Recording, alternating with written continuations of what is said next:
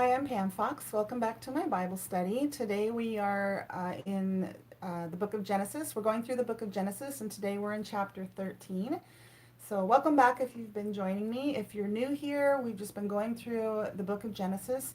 I don't consider myself a Bible scholar or even a Bible teacher. We're just doing a Bible study. I'm sharing what some people think, I share what I think, and we go through verse by verse. So today we're in chapter 13. Last week, we'll just do a little bit of a summary. Last week we were in chapter 12, and we had Abram and his wife Sarai going into Egypt. And before that, God had come to Abram and said, leave your father, leave your household, leave your family, leave your country, and go to a land that I will show you, a land that I'm going to give to you. He made some promises to Abram, and he did. He got up, he left, he took his nephew Lot with him, which we're going to learn a little bit more about Abram and Lot today. He took his wife Sarai with him, and they went. And there in chapter 12, it says that the Lord appeared to Abram and said, unto thy seed will I give this land. So they went, they left their land and they went south and they went into the land of Canaan. So Canaan is modern day Israel. And if you remember when we were back after the flood, Noah had three sons, Ham, Shem, and Japheth. And if you remember, they eventually spread out because God told them to go forth and multiply and fill the earth. And you can't fill the earth if you stay in one spot. You have to spread out. So we saw that when God scattered them, he intervened because of their because of their sin, and he scattered the people. And Ham, he had a son named Canaan, who was he's the father of Canaan, of the geographical place Canaan, which is now modern day Israel. And interestingly enough, I was just reading about this morning. It's not written in the scriptures, but there's a book called the Book of Jubilee, and it's a Jewish canon, I guess if you want to call it. It's a Jewish documented history book, one of their books, called the Book of Jubilee. It's not in our Bible, but in it does talk about these three sons, and it talks about where they went and the different their father, actually, they drew lots, which is kind of like a fancy way of saying flip a quarter, and they were each assigned to different areas to go and start their families. And Ham's son Canaan, ironically enough, or interestingly enough, didn't go to the land that he was assigned. Instead, he saw this land, modern day Israel, and he wanted that instead, and that's where he ended up going and starting his family, and of course he called it Canaan. So now we fast forward a little bit, and here we have Abram being told to go into the land that I will show you, which ended up being Canaan. And I'm going to give you this land. I want you to start your family there. In fact, you're going to start a whole nation, is what God told Abram. So that's where we were last week in chapter 12, and we saw that God met him there, and he said, this is the land that I'm going to give you. And then we see a famine come into the land, and he leaves. He takes Sarai and he leaves Canaan, and he goes down into Egypt, into Africa. And there he tells his sister, or his wife, Sarai, who's very beautiful apparently, that you're so beautiful, tell them you're my sister, because if not, they'll probably kill me and just take you. So that's what they do, and when they get there, she pretends to be the sister, and he was right. The Pharaoh notices her, and he says, bring her to me. And Abram basically, it doesn't really say this, but he basically sells her, because it says, what does it say? It says that, it says the Pharaoh entreated Abram very well for her sake. He gave him sheep and oxen. He gave him a lot of wealth. The Pharaoh gave Abram a lot of wealth for Sarai. And Sarai was taken into the Pharaoh's house to become his wife, or to be part of his harem, basically. And there's this one little scripture here in chapter 12 that says, and the Lord plagued Pharaoh and his house with great plagues because of Sarai, Abram's wife. And there's no detail about that. I find that interesting. We talked a little bit about that last week, because if we fast forward into the book of Exodus, the next chapter in the Bible, we see Moses and his account where God intervenes and with these several plagues but in a lot of detail, a lot of detail. So here we have no detail of a man in Egypt. There's the Pharaoh there, and God intervenes in order to take Abram and Sarai out of that life of sin, where Abram basically sells his wife to the Pharaoh for wealth. God intervenes with these plagues and he takes them out of Egypt to get them back on track, right? Which is what we'll see in the book of Exodus with Moses and the Israelite nation, or the Hebrew nation. God intervenes to pull his people out of Egypt because they're there held in captivity and slavery there for 400 and some years. He intervenes with these plagues. Pharaoh finally lets them go, and God gets his people back on track, brings them back to Canaan, which is exactly what's happening here. And I only mention that because we see a lot of typology here going forth. Well, we see typology all throughout the Old Testament. Typology, I've talked about it before, and it's basically throughout the Bible, we see things repeat themselves that are pointing to Jesus Christ, right? And we'll see, what did I bring up here? In the book of Ecclesiastes, there's the interesting little scripture. I'm going to read it here. It says, the thing that hath been, it is that which shall be. And that which is done, it is that shall be done. That which shall be done. And there is no new thing under the sun. So it's basically saying there's nothing new. There's no surprises. What's happening has happened before.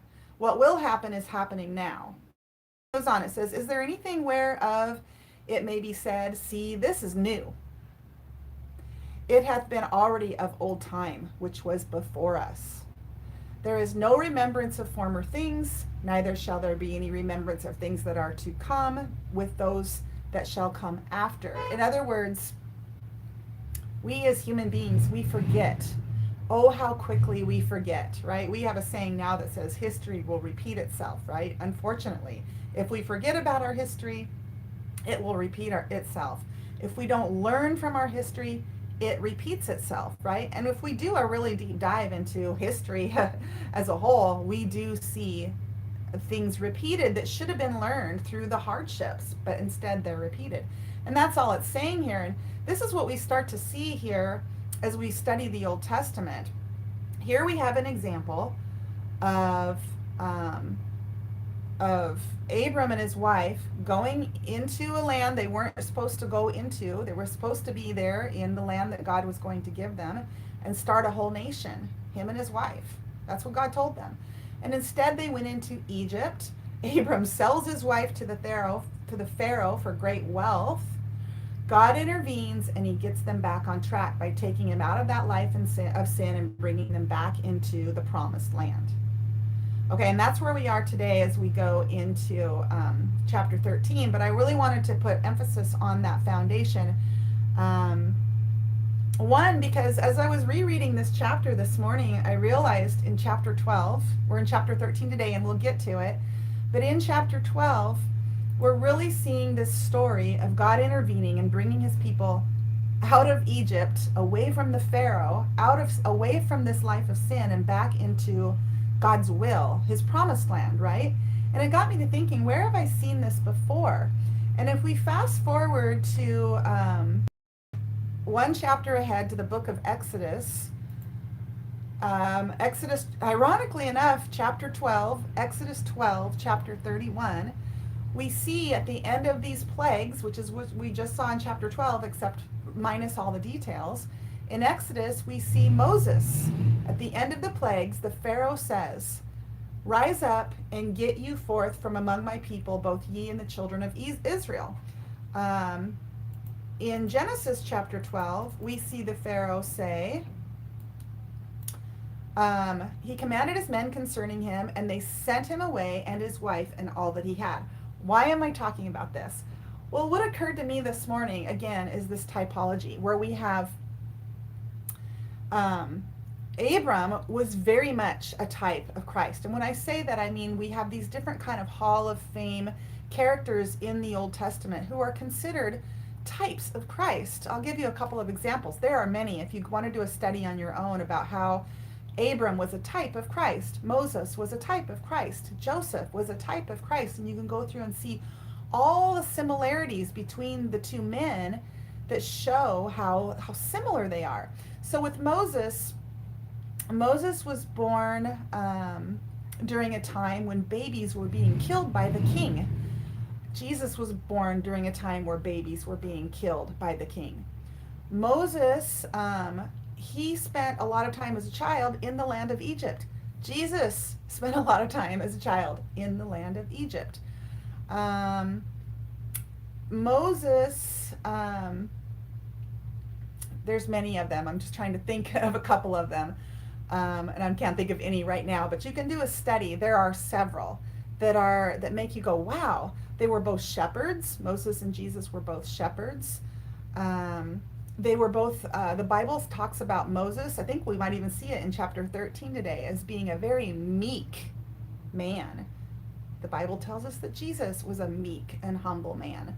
So we see all these equivalencies in their character and in the things they do and the things they say. Moses was a type of Jesus. Why is this important? Well, here, Moses takes his wife away from a life of sin and into the life that God had promised them. It's very much a typology of the prophecy that you and I have for the coming of the end times, where Jesus, typology of Moses, takes his bride, the church. The Bible talks about the church being the bride of Christ. Let's look at that really quick. I brought it up. Jesus says in the book of Ephesians, husbands, love your wives as Christ loved the church and gave himself up for her. So what he's saying here is that he's telling husbands to love your wives just as Jesus loved the church and gave up his life. He's basically saying you have to love your wife so much that you're willing to lay down your life for her. That's the type of love that Jesus calls husbands to love their wives, the same way he loved the church. It's a very great love that really it's a standard that no man can really reach, but Jesus calls men to love their wives in that way. He says that he loves the church, which is the body of Christ, which are believers, people that believe in Jesus Christ. He loves them like a bride, and it has nothing to do with sex. It has everything to do with devotion and loyalty, and just the love he has for us is so great that he's willing to give up his life. In fact, he did. He laid down his life for believers, for people. And so getting back to chapter 12, we have Abram taking his wife away from a life of sin and into the life that God had promised, typology. And then we see it again in chapter 12 of Exodus, the same typology, where Moses takes the chosen people out of slavery and out of a life of oppression and out of a life of captivity and back towards the promised land, the life that God had promised them. So I thought that was really cool. And then I continued to go through the first 5 books of the Old Testament and looked at chapter 12, and I found some really interesting things, but we don't have time to get into all that today. We haven't even started our chapter today. So we're in the 13th minute and we need to get to chapter 13. So let's go ahead and do that. So I'm in the King James, and today we're in chapter 13 of Genesis. We're going to learn more about Abram and Lot. All right, it's interesting to me the things that are recorded in the Bible and the things that aren't recorded in the Bible. Everything that's recorded in the Bible has great meaning, and it's up to us to mull it over and try to figure out what that meaning is. Okay, chapter 13, let's go. And Abram went out of Egypt, he and his wife, and all that he had, and Lot with him, into the south. And Abram was very rich in cattle, in silver, and in gold, which means he was a very wealthy man. And we know why, right? Because he sold his wife to the Pharaoh, the king of Egypt. So the king told them to leave and take your wife and take all your stuff and get out, right? Because there had been all of these plagues where God intervened, which we are given no detail of. We're given detail of the plagues in Exodus, and we're given detail of the plagues in Revelation, where God pours out his wrath in the form of these 7 bulls, right? And that's the final intervention before everything changes, right? Where God, he saves his people, and then he pours out his wrath on the people that remain. So verse 3 says, he went on his journeys from the south even to Bethel, unto the place where his tent had been at the beginning, between Bethel and Hai. Remember that in the last chapter. Abram was told to leave his household and go to a land that I will show you, God told him. And so he ended up here at this place. So really what we're going to see here is we saw, Abram go down into Egypt, and now we're going to see him retrace his footsteps back up to Canaan. Verse 4, unto the place of the altar which he had made there at the first. And Abram called on the name of the Lord, which is exactly what we saw in the last chapter. When he came into Canaan, he built an altar and he called on the name of the Lord, and then he left. He said, verse 5, and Lot also, so his nephew Lot is there with him, which went with Abram, had flocks and herds and tents. So for whatever reason, Abram's wealth had spilt over to his nephew Lot. His nephew Lot would have been a part of his entourage, right? These people, when they were nomads and sojourners and they traveled the lands, they brought a lot of people kind of that were with them in their household. That would help take care of all of their possessions, all of their wealth, all of their livestock, different people that did different things. And so, we can just presume that Lot was one of those people, and that he was paid generously for whatever his position was there in the household. It says here that he also had flocks and herds and tents. Verse 6, and the land was not able to bear them, that they might dwell together, for their substance was great, so that they could not dwell together. So what they're talking about here is they had so much livestock. When you have livestock, you have to have enough land to support that livestock, right? Because these are grazing animals. So if you have more livestock than you do land, then you're going to have sick animals or dead animals, because these animals need to graze and they need to eat a lot of food a lot of the time. That's all they do is eat. So the land was not able to bear them. And it says there was strife between the herdsmen of Abram's cattle, the herdsmen of Abram's cattle and the herdmen of Lot's cattle. So they both would have had shepherds that took care of their livestock. They would have had thousands of livestock grazing, and they would have had shepherds that cared for them. And it says there was a strife between the herdsmen of these two men. And it says, and the Canaanite and the Perizzite dwelled there then in the land. So this is just reinforcing where they're at. They're there in the land of Canaan, which is modern day Israel. And the people, the Canaanites, right, the descendants from Canaan, and the Perizzites, which would have been descendants from some other guy, probably named Perez, they dwelled there in the land of Canaan. It goes on to say in verse 8, and Abram said unto Lot, let there be no strife, I pray thee, between me and thee, and between my herdmen and thy herdmen, for we be brethren. So Abram wants to find a peaceful solution to what's happening here, this strife, whatever is occurring between their employees. Let's come up with a logical, peaceful solution. He says, I pray thee, we're brethren, they're family. Verse 9, is not the whole land before thee? Separate thyself, I pray thee, from me. If thou wilt take the left hand, then I will go to the right. Or if thou depart to the right hand, then I will go to the left. So he's basically saying, pick where you want to go and I'll go the other way. There in the land of Canaan. Verse 10, and Lot lifted up his eyes and beheld all the plain of Jordan, that it was well watered everywhere, before the Lord destroyed Sodom and Gomorrah. So we have this little foreshadowing of a major story that is yet to come, the destruction of Sodom and Gomorrah.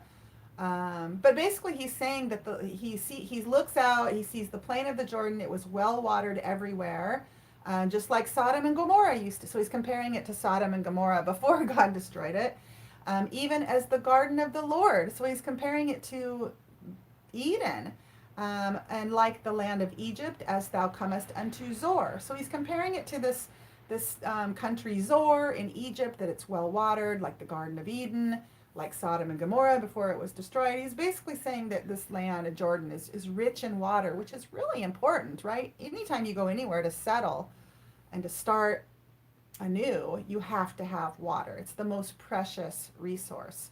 I mean, trees are important too, and minerals and all of that, but you have to have water in order to survive.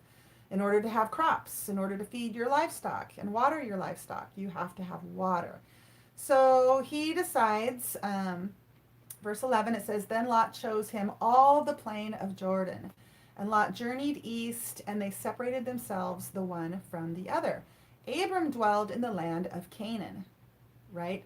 So if we look at an old-fashioned map in the Old Testament of these areas, um, Canaan, modern day Israel, um, Sodom, Gomorrah, all of these kind of these countries, or you could call them towns, were there in the modern day greater Israel. So we can presume that Lot, he went east, but he was still there in modern day Israel. Abram dwelled in the land of Canaan, which is still in modern day Israel. Um, and it says, Abram dwelled in the land of Canaan, and Lot dwelled in the cities of the plain and pitched his tent toward Sodom. So we have Abram in the countryside and of Canaan, and we have Lot in the cities where he pitched his tent towards Sodom. That's important to remember for later.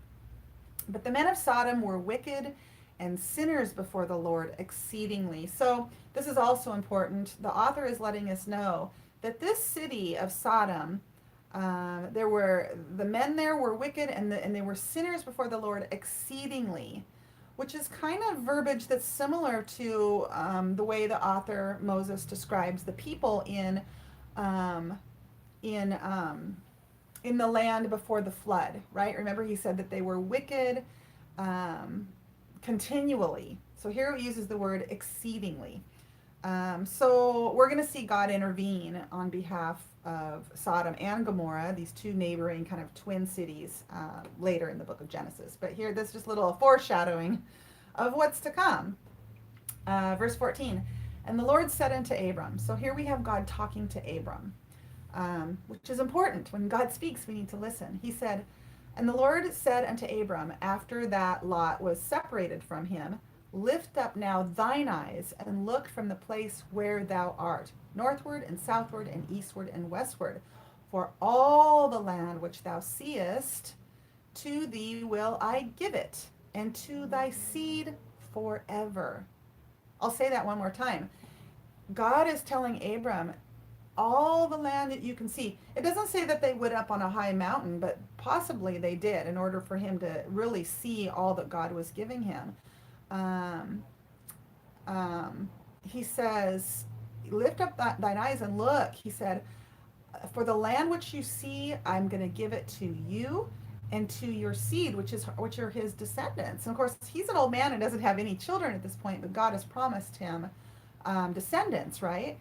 He says, but he says, I will give it to thy seed forever, forever. And if you were with me this year when we studied in the book of Revelation, we know the end of the story concerning Israel, right? The old heaven and the old earth are going to pass away, which doesn't mean God's going to incinerate the earth. That's not what happens at all. It's life as we know it is going to pass away, and everything is going to change when God casts out sin and the father of sin, and everything is going to start anew, and we're going to see the new heaven, which is the holy city of Israel, right? So, and the Israelites, when we talk about the bride of Christ, I know a lot of Christians think that's just Christians. That's just people who believe in Jesus. I personally don't think that. Let's look at a couple reasons why I brought up here.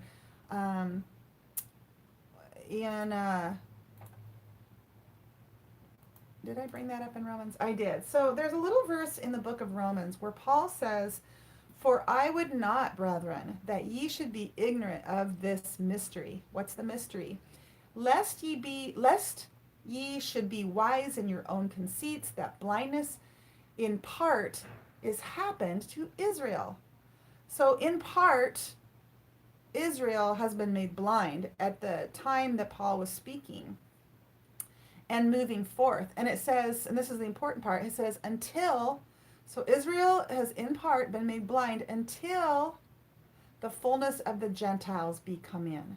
Who are the Gentiles? Gentiles is everyone else, right? The Gentiles, the Christian faith was born in amongst the Gentiles, right? That's where the Christian faith took off, was amongst the Gentiles.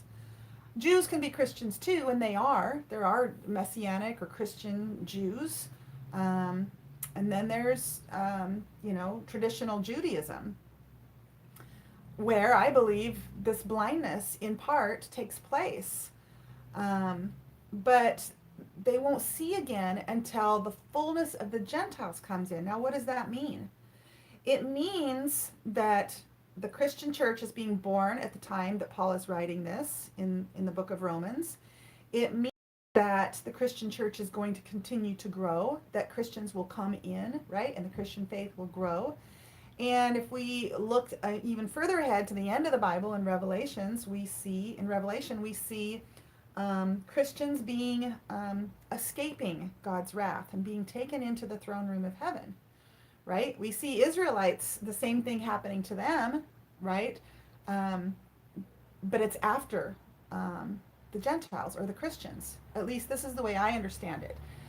And so what does that mean? Getting back to chapter 13 here in the book of Genesis, we have God promising Abram this beginning promise of the land of Israel belonging to God's people forever. Forever. So Israel is, although it's had many, many ups and downs, the land itself, the people have had many, many ups and downs. Of course, we know that if we know anything about Israelite history. But Israel itself will belong to God's people. Here is what God is promising: forever. He said, I will give it to you and to your seed, right? His seeds are his descendants, right? And so as we continue to move forward here in the book of Genesis, we're going to find out that Abram is the father of the Israelite nation. But from the Israelite nation is born the Christian nation. And the Christian nation is grafted into the Israelite nation. So this is basically saying here that as Abram looks out over the land, he looks north, he looks south, he looks east, and he looks west. And this land that God is showing him will belong to God's people forever. Okay. I get excited about that because if you go and you read the final 3 chapters of Genesis, it's a beautiful thing to see what God has started being fulfilled. God says that he finishes what he starts, right? And when we go to the book of Revelation, we see God finishing what he started, which is what? Go back to the beginning in the Garden of Eden. God planted that garden so that he could abide, so that he could live with his people in paradise forever. All of that got sidetracked. It got derailed. And now as we study the Bible, we see God intervening and getting back on track to finish what he started, to make the full circle, right? And so when we see that in Revelation where God does deal with sin and he does deal with the father of sin, and he purges out sin. And so that all that's left are the people who love God, the people who want to be with God, the people who want to live forever with God in paradise without sin. Doesn't that sound wonderful? To live in a place where there's no crime, there's no hatred, there's no vanity. Instead, everybody cares for one another. Everybody loves the one and only true God. Doesn't that sound amazing? And so God made a way for you and I to have that. And it was through his son, Jesus Christ. It was through, he laid down his life there at Calvary. He poured out his blood. And if we believe in Jesus Christ, we can be covered with that blood and we can receive the indwelling of our God. And then God lives in us and he begins to change us little by little to make us more like Jesus. Through the blood of Jesus, he makes us more like Jesus, which means we begin to want to know God better. We begin to really want to please God. We begin to want to separate ourselves from sin. We begin to want to live our lives in the will of God, the way God intended. And we begin to really seek out God through his word, which strengthens our faith in God. So it's an incredible thing to be a part of God's plan. All right, so let's get back to this. So he says, to thee I will give it, and to thy seed forever. Verse 16, and I will make thy seed as the dust of the earth. He's telling Abram, you're going to have so many descendants, they're like the dust of the earth. That's a lot of descendants.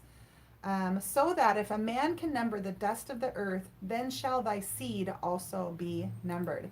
He's equivocating his descendants to dust, basically. Like, you can't really number particles of dust, and people won't be able to number your descendants. That's how many there will be, which would have been an incredible thing for Abram to hear, because he has no children.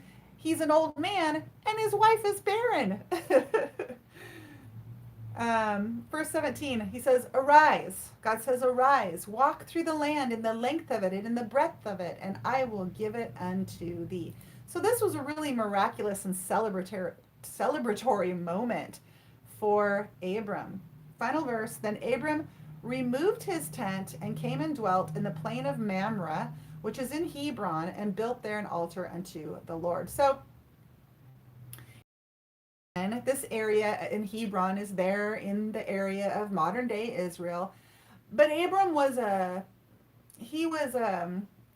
like many Hebrews or people of that time, they were nomadic. They wouldn't always stay. I mean, some people did. They would settle in a place and stay there forever, but they would move around, right? They'd be like, oh, let's see what's over here. Better soil, a nicer river, maybe a hill, so that you can see who's coming and going. You know, they would kind of move around. And so you see him doing this, and this is just an example. He says he removed his tent and came and dwelt in the plain of Mamre, which is in Hebron, which if you look at an Old Testament map, again, it's in modern day Israel. So he didn't leave Canaan. He was there in the area. He just was moving around. It says there he built an altar unto the Lord, and that's chapter 13. So we have this little bit of introduction. We learn a little bit more about Abram. We know that he was faithful to his God. We learned last week when we looked at the genealogy of this family that likely when Abram was born, some of these, like Shem was alive.